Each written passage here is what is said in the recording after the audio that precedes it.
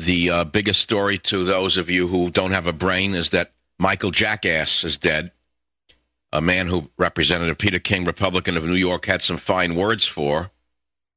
And, of course, we played them on the Savage Nation. Houston, Texas. Kathy, you're on the Savage Nation. Go ahead, please. Dr. Savage, thank God you bring the truth to us. Thank God. And also about Michael Jackson and Anna Marie Nicole and the fact that the National Enquirer is running the news media now. That's right. That's right. ABC plus CBS plus NBC plus CNN plus Fox equals NATIONAL INQUIRER.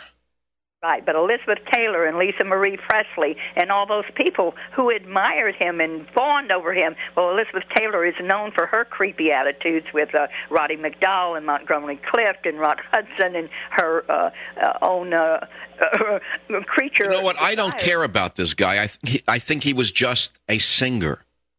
But what got me very worried is that President Obama had the nerve last week to say he grew up on Michael Jackson, that he has Michael Jackson's tunes in his iPod. I said, that explains everything. He didn't grow up on Bach, Beethoven, or Handel. Apparently, he prefers I'm So Bad to Handel's Water Music. And that's why we have a president who is on training wheels. The man is a president on training wheels, only we live in a very dangerous world. Have you ever heard Handel's Water Music? Have you ever heard Ein kleine Nacht music? Have you ever heard an opera written by Handel? Staring out on a warm deck, looking up at the moon on a starry night, and let your mind go up to the heavens, listening to Handel, a Handel opera? You'll know what I'm talking about. We live in such a debased world that a song and dance man with many mental problems is elevated to a level beyond that of the great composers of all time. And we have a president who doesn't even refer to the great composers. Instead, he refers to an ordinary song and dance man as some great musician who he grew up on. And you wonder why we're living in such destitute times. It is where the lowest common denominator seems to rule everything. Play the Hallelujah chorus by Handel. Oh, my God.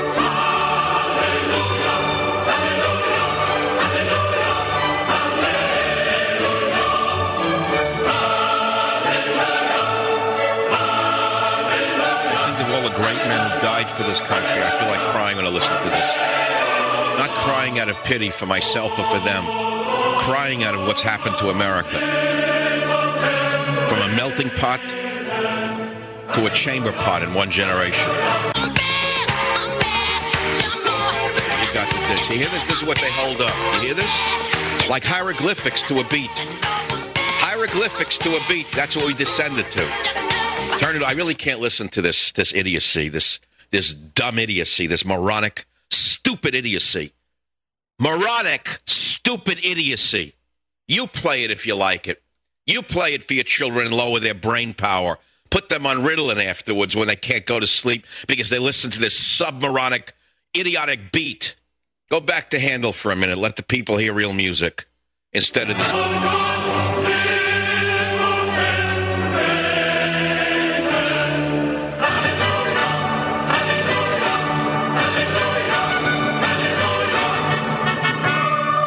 You know, I got to tell you something. Over the weekend, I watched the fireworks like everybody else. They were beautiful if you were lucky enough to see them.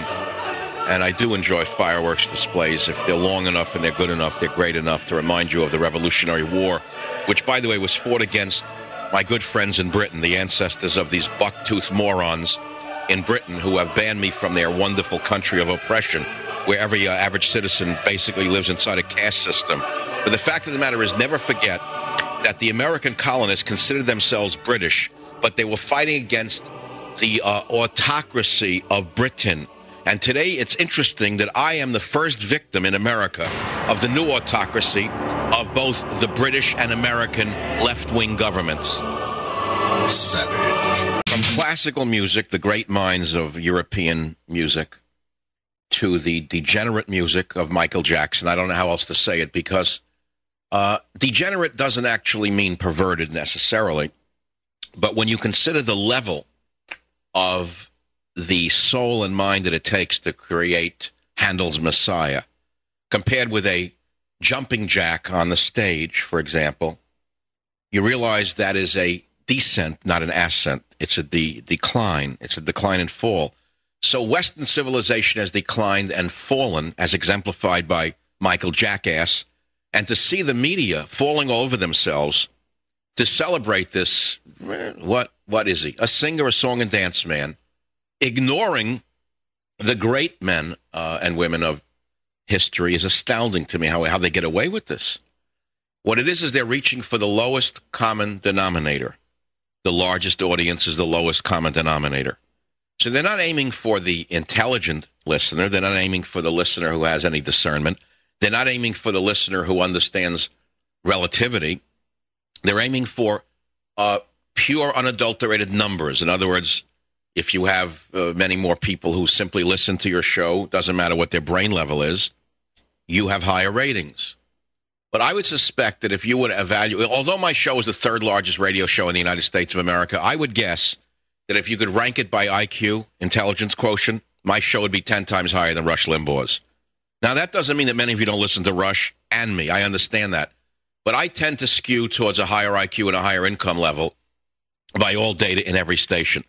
In other words, people who earn more and people who are smarter listen to Michael Savage, some of whom don't listen to any other show. Believe me, I know who they are. Doesn't mean everyone who listens is a genius or a high earner.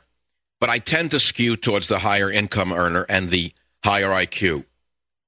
I don't think that they are big fans of Michael Jackson, incidentally. I know I'm not.